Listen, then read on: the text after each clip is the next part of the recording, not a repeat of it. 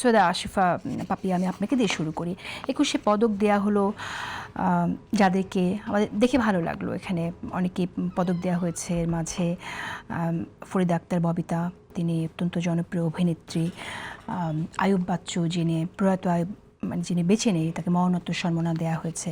কিন্তু একটি বিষয় নিয়ে অনেকের সমালোচনা হচ্ছে এবং সমালোচনা হবার যথার্থ কারণ আছে। সেটি হচ্ছে, আমরা দেখলাম যে মোহন রায়হানকে পুরস্কার দেবার কথা ছিল, 21শে পদক দেবার কথা ছিল এবং তার নামও ঘোষণা করা হয়েছে।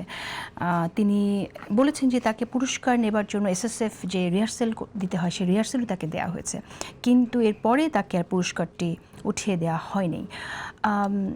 21শে পদক নিয়ে এরকম একটা গুরুত্বপূর্ণ পদক, জাতীয় পদক যাকে দেয়া হবে, যদি তার বিরুদ্ধে কোনো অভিযোগ থাকে, সেটা আসলে নাম ঘোষণার আগে কেন সরকার দেখলো না? এটা বাংলা একাডেমি এইভাবে ফেল করলো কেন এই জায়গাটায়?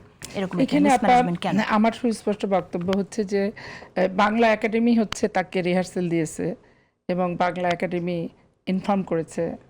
তাহলে বাংলা একাডেমি ডিজিকে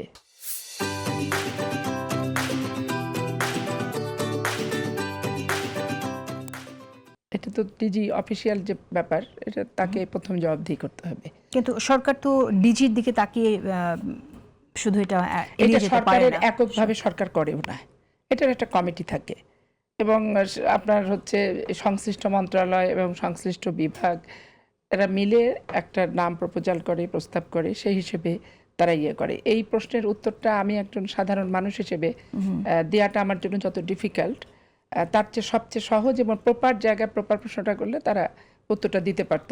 তবে আমি মনে করি যে সব জায়গায় গভর্নমেন্টকে একটা বিব্রতকর পরিস্থিতিতে ফেলার জন্য আমাদের ভিতরে থাকা লোকের তো অভাব নাই।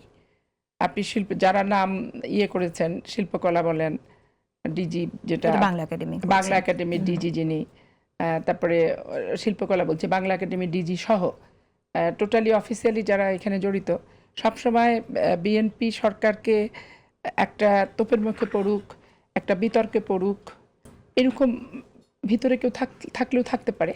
কিন্তু এটা আসলে যথাযথ বাংলা একাডেমি ছাড়া এবং সংশ্লিষ্ট বিষয়ে যারা জড়িত যে কমিটি টমিটি থাকে তারা ছাড়া আমার পক্ষে যথার্থ উত্তর দেওয়া সম্ভব না। তবে আমি যেটা মনে করি যে আরো সতর্কতার সাথে বিষয়গুলো থাকা দরকার ছিল, বিবেচনা করা উচিত ছিল। একজনকে যদি রিহার্সেল সবকিছু দেওয়া হয়, তাকে যদি অফিসিয়ালি জানানোই হয় যে আপনি 21শে পদক পেতে যাচ্ছেন, তাহলে সেটা তো জানালো কেন?